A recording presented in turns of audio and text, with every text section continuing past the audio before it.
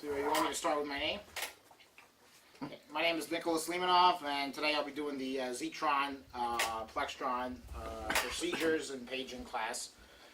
All right. Does anybody know what the Zetron pager does? What's out tones? Oh, it's out of tones, and what else does it do? It activates the fire sirens of the town. It does. Okay. I was going to print out this presentation for you. Unfortunately, my printer was having troubles, so Al's going to email. Everybody's going to get an email of this presentation. But if anybody would like notes, I can bring paper and notes. But yeah, the Zetron device allows OEM to activate our Motorola pagers, which most of our RACES members have, who are on call. And it activates the pagers for the EMS, the Rescue Recovery, and our 6 fire districts in town, as well as OEM. And some of the certain leaders. Some of the CERT leaders, which is under OEM. OEM, there's no certain hazmat, CERT, RACES, we all get that same tone. Beep, beep, beep, beep. All right, we run. In addition to the emergency pagers, the Zetron can also activate the fire sirens for every one of the fire districts in town. There are 6. Now, OEM has 3 Zetrons installed. There are 2 in the EOC room. One is on the radio desk, one is on our ham desk, and the third one's in field comm, right in the middle of our control center. Nick is stop. No. Yeah, what's your I name? will point out, though, that there is a question as to whether or not the Zetron unit on the ham radio desk in the radio room is actually working or not. I was going to ask the same thing. I wasn't sure if the radio was connected. There is a radio, I noticed, to the right of each radio. Can you read that?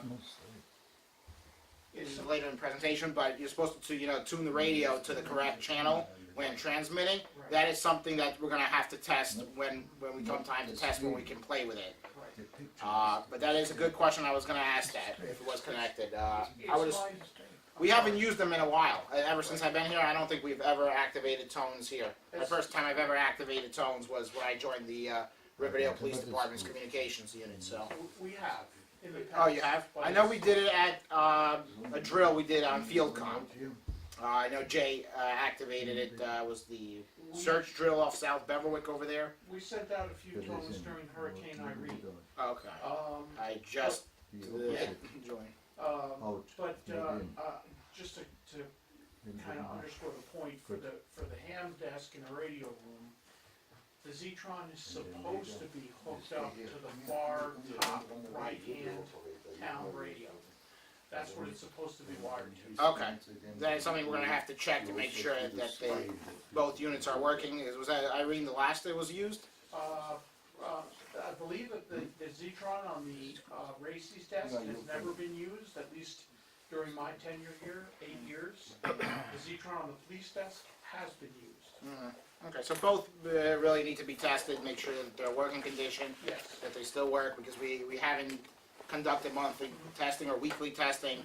I know the schedule's going to be put together, Right. so everybody tests them. We always know that our Zetrons work, that they're capable in case of an emergency and activation. Right. We all get a chance, we all know how to use one, Right. and they work. And if there is a problem, we're able to debug it. Right. How much? I can keep going? You turn it on again. I could review all the 3. Okay, so like I said, just to review, our Zetrons, they page out our pagers for people who carry them, our 6 fire districts, Rescue Recovery, EMS, and OEM. They also activate the fire sirens, and we have 3 of them. Now, our fire districts and the area served, we have 6 fire districts. District 1, which is located in the Mount Tabor, which is the Mount Tabor Volunteer Fire Department. They cover Mount Tabor and the Powder Mill area, which is the other side of town, the far side of town. District 2, Rainbow Lakes, they cover Rainbow Lakes area. That's going down 46 off Fox Hill Road, all of that. District 3 is Lake Parsippany, all around the lake. All the way up to Parsippany Road. Quick Check is there, and plus the corporate buildings. That's all District 3's area. District 4 is Lake Hiawatha. District 5 is Eastern Parsippany, and District 6 is Central Parsippany. District 5 and 6 cover like that main stretch along 46. They're like divided. Whenever we dispatch, they dispatch on fire dispatch. So there's two things that we use: fire dispatch, and there's also EMS dispatch, which is OEM, rescue recovery. Our two ambulance squads, they're on EMS, but these are on fire dispatch. This was from the new road fire the other day. OEM did get toned out. I was there with Eric and Jay. We had a traffic detail. This is their new Ladder 5 truck operating at that fire, and that's District 6, one of their ladder trucks. So let's review something while we're on that topic. What's our standing role for when folks who possess pagers respond to the EOC? The procedure should be you're supposed to sign on to the radio, your ham radio that you are the repeater. I'm sorry. That you're responding to the EOC. You sign on. The first person who gets here is known as that operating officer. We have our handy dandy EOC checklist. We start opening it. In this, I didn't have my radio on me. When I got the call, I was actually with Eric. We just split, and I texted him. I said, "You need my help," and he said yes. And as soon as I came here, he had the trucks pulled out. He told me to grab a truck, go, type of thing. So we didn't follow that procedure that's supposed to be followed. The answer, all of that is correct answer, but what I was looking for was a little bit ahead of that. If we don't hear hazmat in the tone out, we are activated. We are activated. Yep. If you hear OEM, that means you people who are available, people who have pagers, should be responding to the building. That was one of our things. We came to the traffic detail. It was a mess. We didn't have enough people. I was actually stationed by myself on New Road, telling cars. It was a mess. So that's why they're supposed to be, and I'm sure Eric's going to bring it up at the next meeting because he wasn't happy. We weren't able to bring out the apparatus that he wanted and the cones and stuff. But if you have a pager, you should be responding to the building, and we should be following our procedures of these kind of situations. Every time I respond, it's kind of, roll, they need your cones out there, and we don't follow that. Turn on the ham radio, start, all that kind of stuff. So, but to be discussed, I just go with the flow. no, I understand, but I thought that since we're recording this, that this is a good opportunity. It is. To remind folks that those folks who are assigned pagers, that unless it's a hazmat call, we are supposed to be responding to the EOC, even if we think that they're not gonna need us, because it's for Eric to decide whether or not we're going to deploy or not. So if we had a pager, we should have responded to the EOC on that call. And that's the point that I wanted the opportunity to make. Okay, yep, absolutely, thank you. All right, the next thing is on EMS dispatch. We have the ambulance squads, car 65. It's located on Parsippany Road by Lake Parsippany. They cover central and western Parsippany. 66 covers eastern Parsippany. That's Lake Hiawatha. They cover 46. We're IHOP, Rutgers Village. That's all them. Then we also have Port Troy EMS. Port Troy EMS, they don't have pagers. They carry their EMS radio. Before, they used to operate Monday through Friday, 6 a.m. to 6 p.m. Recently, the council passed a resolution. They're a 24-hour EMS service now. So they always have somebody on. I'm not sure the terms of their agreement, how the ambulance squads, I know they had lots of meetings. They worked it out. But you'll never hear them on a pager. Like Port Troy EMS respond, it'll always be EMS dispatch to EMS 1, EMS 2, EMS 3. They have a couple rigs. And EMS 4, if you ever hear that, that's their supervisor. That's the Port Troy EMS chief. So that's with the EMS. Then we have rescue recovery. They have two substations. They have their main stations, Lake Hiawatha. Most of you have been there. And they also have a substation in Lake Parsippany over there. They keep their boats and all that stuff there.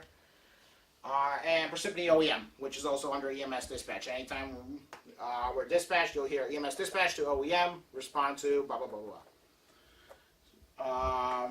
So that's their line of apparatus for rescue recovery. Field comes down below. The features we have the 15B multi-call enforcer here. Of course, this is what we have here. A lot of police departments, if you go into the communications room in Parsippany and Riverdale, they use a big console station with computers, and they would have this computerized. Like when I go into work, they have a big screen. It's keyboard monitored. It's hard to explain, but you know, we would do the same exact thing, except we use a keyboard, and we can see it on the screen, and it's color coded by districts, fire departments, as well as our police, so we know where everyone is and stuff like that. It's kind of more organized, more up to tech. But we're not going to get that in Pacific probably soon. But the features of this one is it combines digital and analog formats in one unit. It got the single key repage of the last page made. That means if you page out, like say District 1, you could repage it again unless you clear it, you could repage them out again. You might need that if there's a cancellation. A lot of times they call and they might have to cancel. Either they made a mistake, they'll say stand by for a cancellation, District 1, and you can send the tones out again with that message, cancel whatever unit. Multiple pagers are entered into a keyboard stack. Your pagers are programmed through a computer. There's different connections in the back. I'm not familiar with that aspect. That's something that Jay does for us. He programs each pager so the tones go off. So OEM, whenever the tones go off, you know, they go off a certain way. Each of our units, EMS, fire, they have all different kinds of tones. Everyone's different, unique in its way. Automatic transmitter keying and microphone muting. You can do custom two-tone paging. That's what this thing is made for, custom two-tone paging, and our Plextron. Serial port supports alphanumeric paging. Keypad programmable for format setup. That's all high, you know, tech behind the scenes stuff that happens if we have to adjust something. Say Fire District 1 switches to a different number, which won't happen, but if it were to happen, it needs to be. You just hit a wire, say so. Oops. The analog formats. Wow. Yeah, I know, we stopped because you were out there. Oh, okay. Okay, so repeat the last speaking that. Where did you stop? Keyboard programmer, like I was saying, the high-tech stuff, that's what Jay does for us. He programs our pagers. If there was a problem or something, they can hook up a computer and set it the correct way. I was going to go in a little bit into digital and analog. The digital, it covers the POC, SAG, GOLAY, Metro, Pageboy, things we don't use, but it could do, you know, various different things. When you're using the POC, SAG, it's a digital capable transmitter. It can be entered from the keypad. Eric, our director. And then we have our Metro Pageboy, which is a Motorola two-tone sequential paging tones. It also supports group call. So, but that's things we don't use. That's, you know, if you want to read further, it's something I'm not even familiar with. I had to actually pull the manual out online and read about all that back-end stuff. Yeah, we don't want to get too sophisticated. We want to keep it simple. Just the procedures, yeah. Just the procedures. Yeah, I figured I had a little bit in, but if you're interested to learn more, you're more than welcome to Google the manual. It is online, the specs and stuff. A fair point. If It- anybody's interested in digging in, they're more than welcome to do so. It is there. They're considered, this kind of unit's considered for simple operation. Pages are entered with a 16-button keypad. This is ours. I took a picture of. This is 16. You got the 16. You got 1, 2, 3, 4, all the way down to 9. So it's supposed to be fairly simple to use. It's not like I spent a long time learning Riverdale's where everything was located because they have a couple of desks, a lot more, you know, on a console. But this one should be easy to learn. It's the practice that's going to make it perfect for testing. LED display for verification before being sent. I'm going to talk a little bit more about that, but there's a little screen. Each one, it has each district, each fire district, EMS and OEM, they have their own code. These are the codes over here. They're all taped to each Zetron. So each one of these has one. So you'll know the code. For Fire District 1, it's 01. District 2, it's 02. All the way up to 6, which is 06 for District 6. And if we were going to tone out all the fire districts at once, if that was needed, it'll be 07 for our Zetron. We're going to talk about more. There's more of a procedure, how that's done, but those are the different codes. They're all taped there. EMS dispatch, it goes by 65, 66, 69. So that's the code you would punch in. You would see it on the LED display over there. OEM doesn't goes by in the 90s, 91 for OEM all call. That's a little confusing. That's something we're going to have to clear up over here. Might be an old thing. We might have to make a new little code sheet over here because I'm not sure what OEM 2, OEM 3 is, OEM 4. I just know it as OEM is OEM. Unless they say hazmat, which doesn't get a separate tone, you'll just hear the word hazmat. You don't respond unless you're on the team. So we'll review that, but most of the time I believe they use 91, which will be, the set off the OEM tone. Mm-hmm. Jay will know. Jay, that's something with Jay we could check and then update.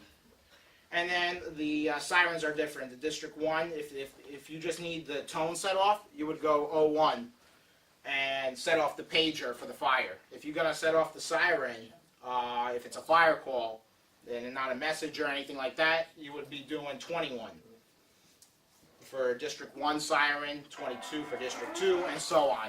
So that sheet you can look over with. A special key is provided to clear an invalid entry or abort a page in progress. That key is located, I believe it's the top one over there, clear. Not the red one, the red one's the page. So the top right button is the clear button. It clears the LED display. So you know it's clear. You don't want to send out the wrong tone and stuff, so you always look at that display. And if you're going to start a new page, we're going to learn on the next page that you always make sure it's clear.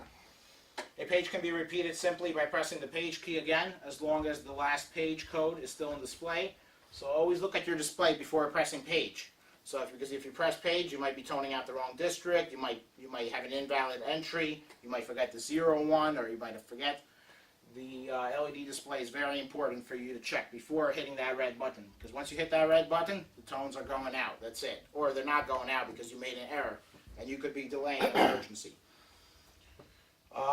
The paging cycle is always indicated in the display, and that's to eliminate confusion. And it's right in front of you. At Riverdale, I sit a couple feet away from the desk, and I have to look at at the thing and zoom in. So this is actually, I find this more convenient. So question for you, Nick. Yes. How do we know that the page went out successfully? Oh, you listen. Yeah, so you would listen. Over there you have the radios, or you could have a pager in front of you, and you listen. Mm-hmm. And you don't start talking. There's a procedure thing. I'm going to have another page. Sure. But you're going to say something on the radio, transmit first. So in that case, I'm going to skip ahead. You're going to make an example. Standby District 1. And then you're going to set off the tones. The tones are going to go out. You're going to listen. Once the tones are finished and complete and everything's done, then you send your message over the repeater. District 1, respond to, blah, blah, blah, blah, blah. And all that, but it's important to have a radio. You have a radio there you can listen to. You can have a pager in front of you, whatever makes work. But it's important to listen because you got to know when to start talking and not to talk over the tones because they're not going to hear you. You said send the message over the repeater. Would that go over? Not the repeater. I meant the fire dispatch. I'm sorry. I know we use the ham radio. We have a fire dispatch or EMS dispatch over the fire repeater, EMS repeater. That's what I meant. So, yeah, that's a very good point. Thank you. Each Zetron has the 2-digit numeric codes that activate the pager. They're taped to each unit. First, determine which service is to be paged and what their 2-digit code is. That's going to be your little cheat sheet over there. Before using the Zetron, the proper channel must be set for the radio the Zetron is attached to. This is something we're going to do the testing on, make sure we know how to use. That's something I'm not familiar with because I don't know the schematics behind it, what's hooked up to what. It could be that one's working, it could be the other one's not working. That's something we're going to get to, but the proper channel must be set. If you're dispatching fire, fire dispatch. You're dispatching EMS, OEM, rescue recovery, you're talking on EMS dispatch. So it's important. A lot of times you could get very easily confused, Over there, a lot of places we have separate radios, separate controllers, transmitters for each. Some places we don't. In this case, you're going to learn how to switch the actual radio over there from EMS to fire and stuff, and looking at the display. Okay, it says EMS, I can transmit, or it says fire. EMS units, rescue recovery, OEM. It's got to be set to the EMS dispatch. For fire districts, the radio must be set to fire dispatch. Then you can start. Question, yeah. No, Nick, hang on. Nick, he gives you a signal, then you continue. Okay. I put you on remote. Do you have any questions? Tone out a single service. We get on the way home. You're going to listen to the channel for any other stations and wait for the units to finish their transmissions before using the Zetron. This is very important. Yeah, the first thing you do, I would wait a minute or 2 minutes, especially if it's not an emergency, to listen, to make sure that you're not going to overstep somebody. You also do not want to conduct a test, especially a test on the Zetron during an emergency. So if there's a fire going on, you hear a lot of action, there's an EMS call, somebody having a heart attack, anything, gas leak, you name it, you wait. That test gets delayed, whatever. There's going to be a procedure in the book or something. You don't do any tests during an emergency. That's strictly going to get yelled at by firefighters and stuff like that. Because I've done it on my first day, and that's not a good thing. So you stay away, you listen. Announce on the targeted radio channel the service being dispatched. For example, 65, you say standby, car 65. If it's a fire district, you say fire district. If it's OEM, it's OEM. So you say standby OEM. You hear it all the time if you listen to your monitor, your pager. Standby this district. So you would start on that. You would transmit over the fire if it's fire, EMS if it's EMS. You're going to press the clear button on the Zetron, just to make sure that everything's cleared and nobody left the last transmission. You're not going to tone out somebody extra, something like that. So always press the clear button before you begin the Zetron. Then you're going to enter that 2-digit code, that pager code, that handy stick, whatever, the handy little sticker over there, using the keypad on the Zetron, identifying the services you need, identify the code. A lot of times the OEM director, the incident commander will tell you what you need. Please tone out, District 1, this or that, because since a lot of people probably don't know the area, how it's split up, who gets what, you'll probably be told that. So then you look on the code, you find the code, you put it in. Then you press the page button. That's when the tones start going out. You start listening. You have your pager there. You have your radio. You listen for the tones. You listen. Once the tones are done, you can begin your next transmission, which is sending your message. The transmit light on the Zetron associated with the radio will go red. That means the page is being sent. Wait for the radio transmit light to return to green. I'm not sure if this one does it. I haven't tested it. Some of them do, some of them don't. But you'll see that it'll be clear, and you won't see the transmitting bars going across. Once the Zetron is finished sending the page, you're going to wait 15 seconds. That's the page is being sent out. You give it some time because the sirens are going off for the fire district or whatnot, and then begin the pager message. So you're going to say, for example, what do we hear? What is our code at the EOC? 670. 670.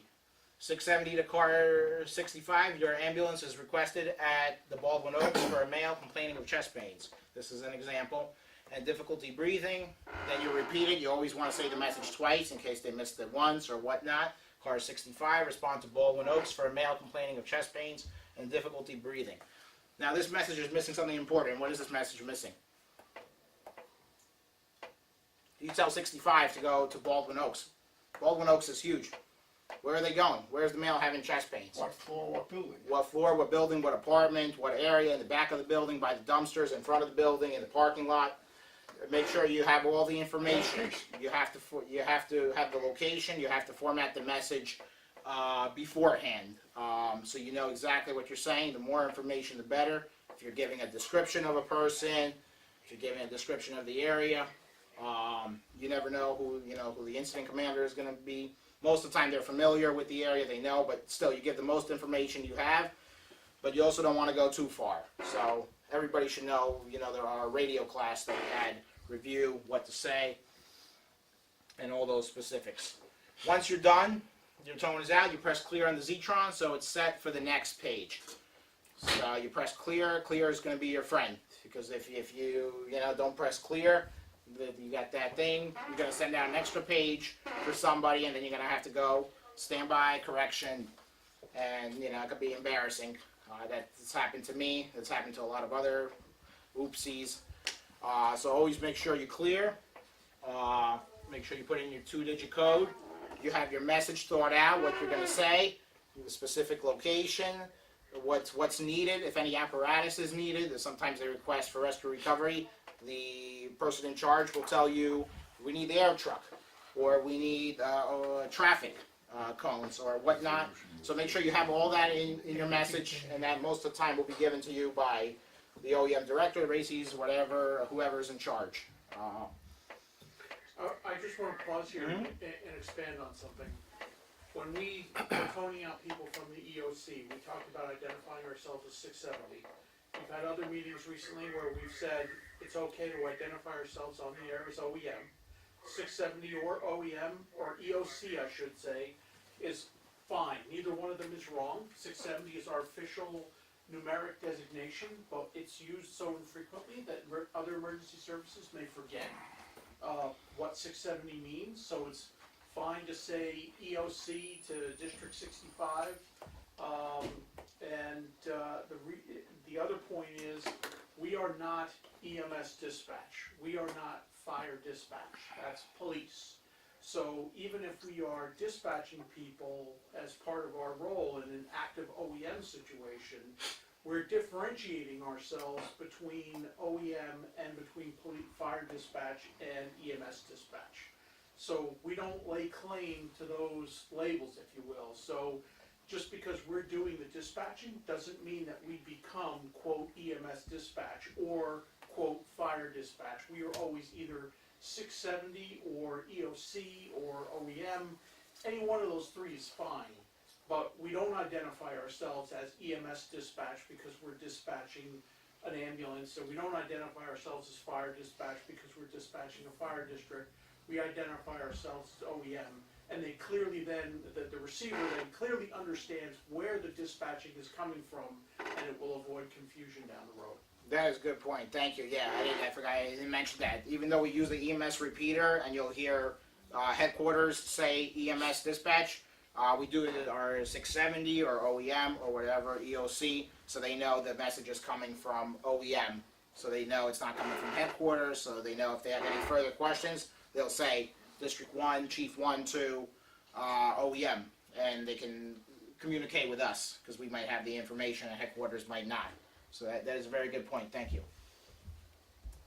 All right, to tone out multiple emergency services simultaneously, you're going to listen to the channel for other stations. Same thing. Do not overstep anybody. Make sure that there's no emergencies going on. Announce on the targeted radio the service is being paged. Standby car 65, 66, 69, OEM.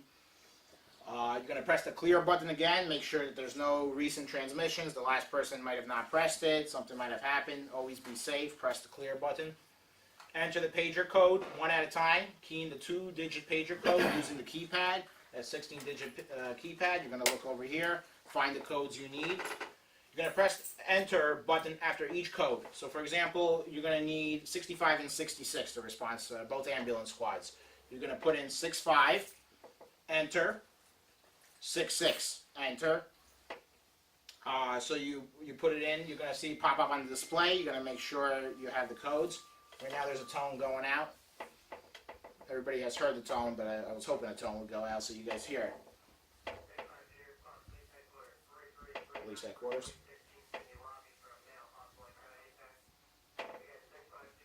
So they're repeating it twice. And they're saying exactly where it is. They're responding to police headquarters right here. They're giving the address. They're in the front lobby, so they know exactly where they're going. It's clear. It's concise. They know exactly what to do. So that was a good example of a dispatch from EMS. So that'll be if we were dispatching an emergency, we're operating 670 or OEM, whatever you want, to whatever got toned out, 65, car 65, please respond to, and the same thing, twice, clear, concise, all that. So should they sign on?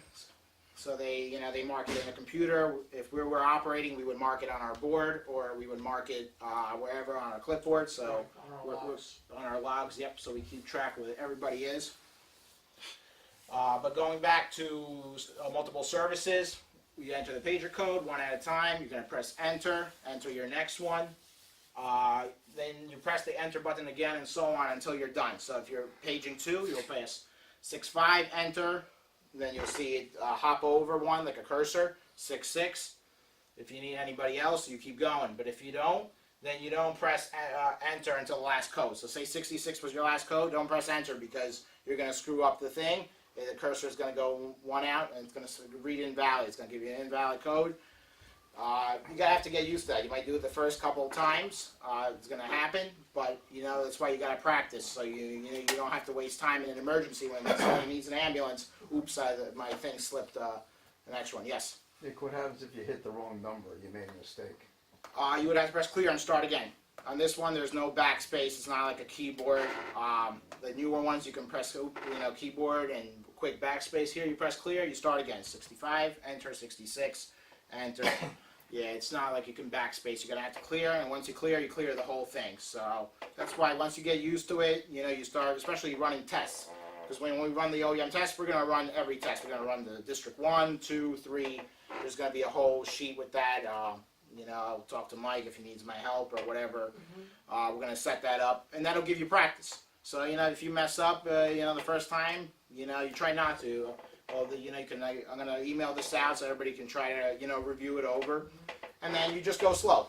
Especially if it's a test, you have time to practice. That's the purpose of a test, so everybody knows how to use it. If anybody's ever sitting at that desk, and hey, tone out District 1, so you know exactly what to do really quick. So that's practice makes perfect for everybody. So you do not press enter after the code, because once again you're gonna have to clear and start over.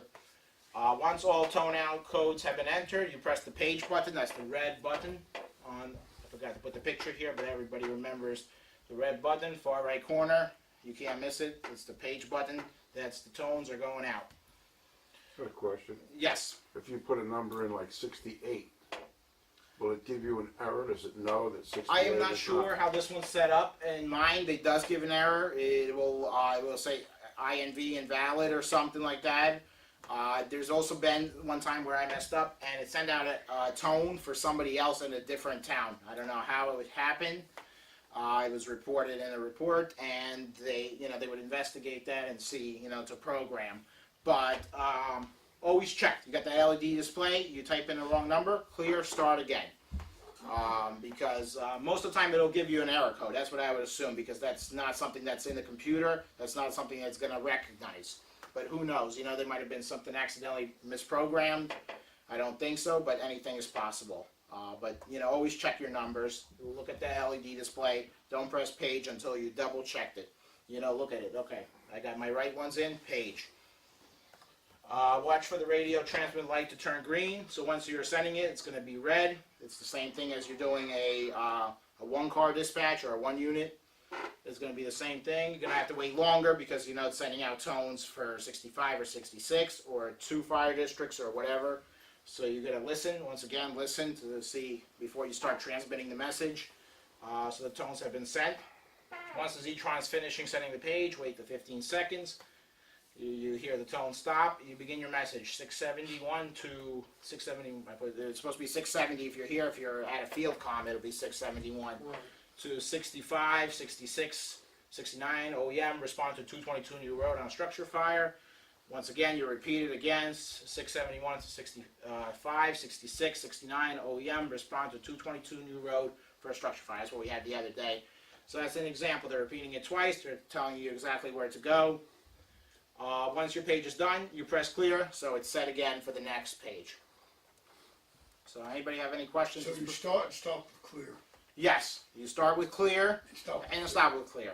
Now, even if you see clear, and you always want to press clear first, because sometimes mistakes happen. Just to be on the safe side, always start with clear.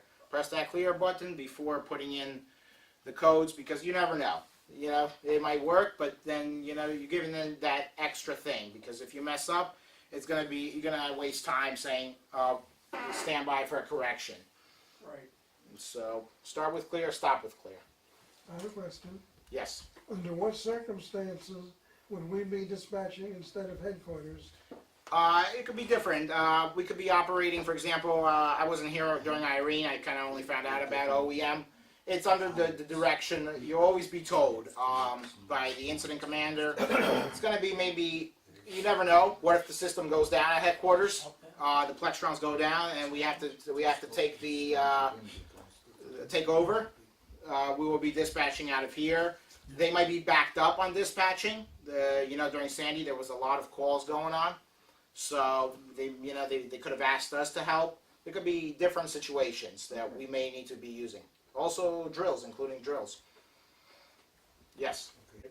Okay, so that was a great question. The question was that if we needed mutual aid assistance, for example, on a highway accident or something from Boonton, Montville, Mountain Lakes, or whatever, how do we get in touch with them and how can we do that from here? No, our pagers will not do that. We don't have our tones set up like that.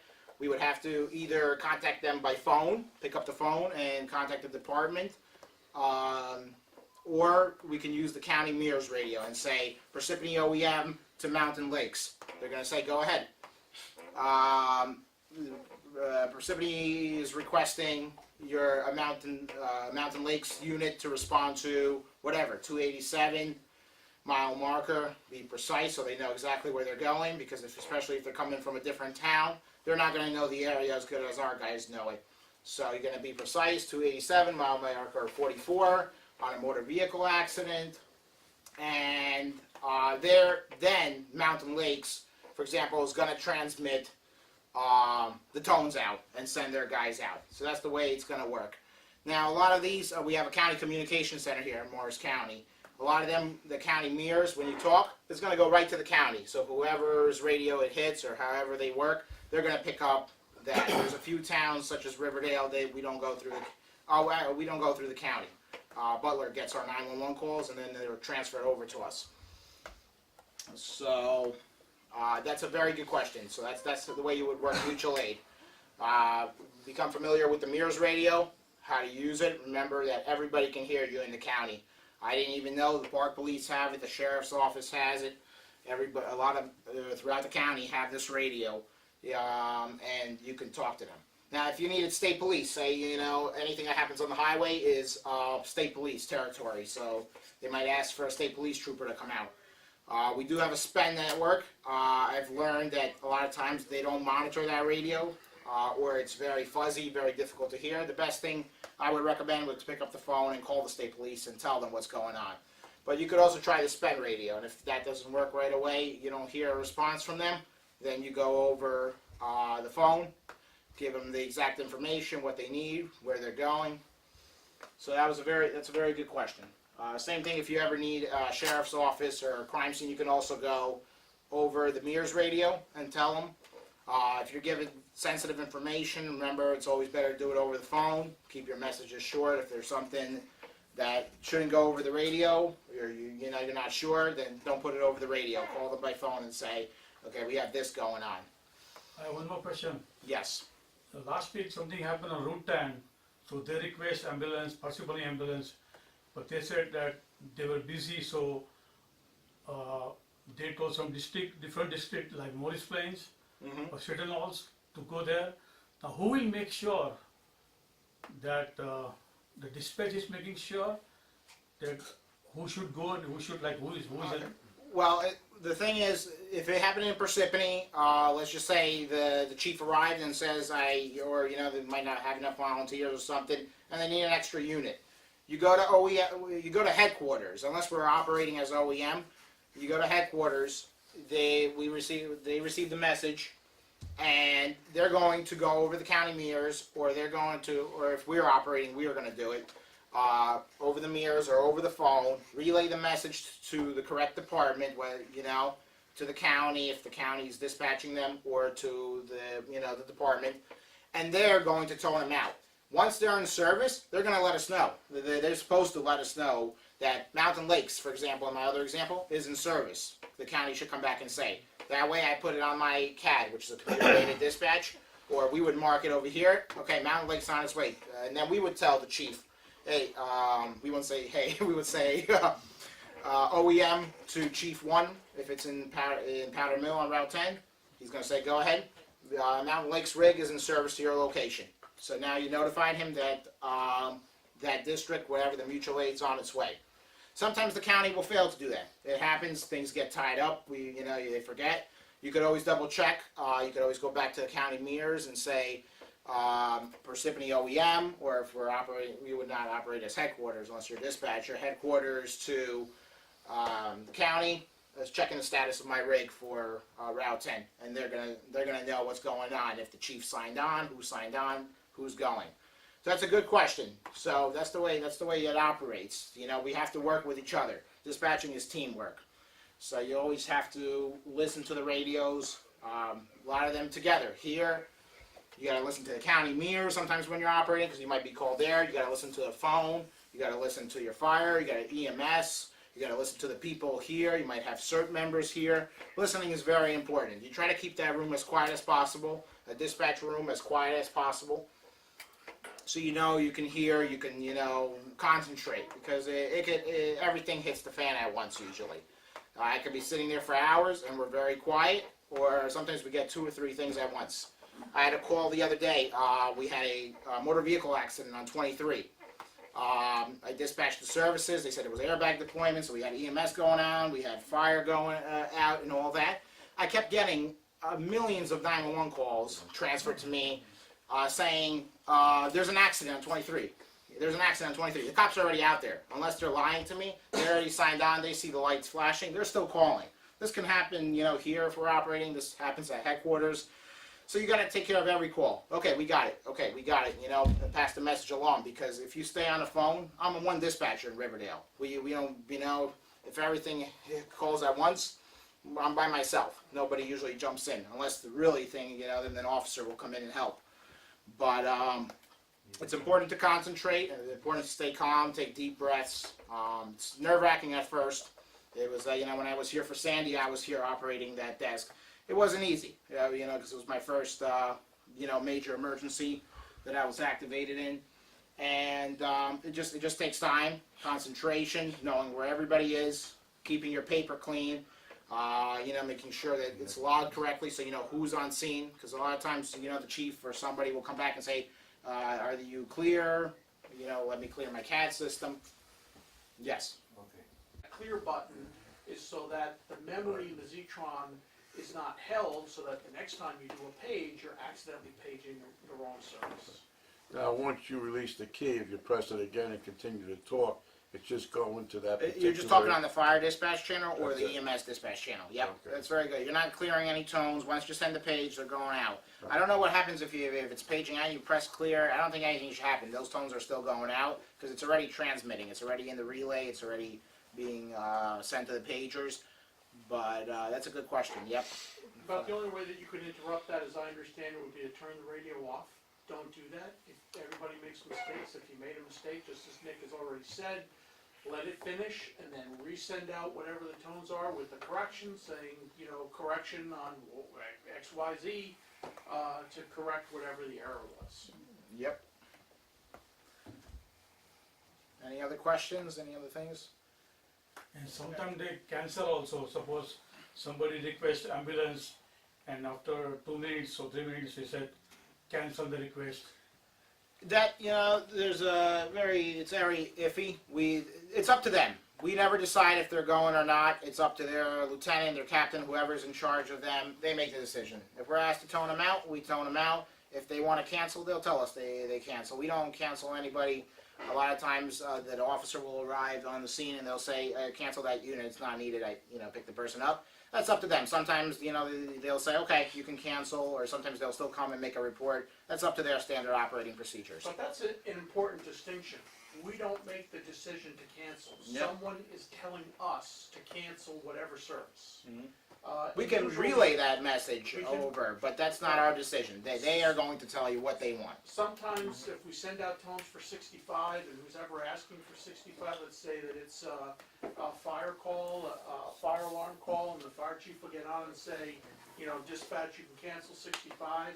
you can resend out the tones and say, car 65, cancel, the whatever call. You can certainly do that, but the point is, we don't make the decision about canceling. It's once the services are toned out, then it's up to them to work out who gets canceled and who doesn't. If you listen to the radio enough times, you'll hear there are plenty of instances where you'll hear the ambulances tell the medics that they're canceled because they're not really needed on a call.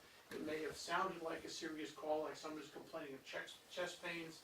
They show up at the call and they discover that it's just somebody having an anxiety attack. They'll call the medics and say, we don't need you here, you're canceled. Medics will say, okay, thanks, we're out of the picture, because they're doing direct communications. Other times, you'll hear the fire district come on because it's a separate channel. Fire district might say, dispatch, you can cancel 65. Then we would get on, we would throw out the tones, and we would say 65 are canceled.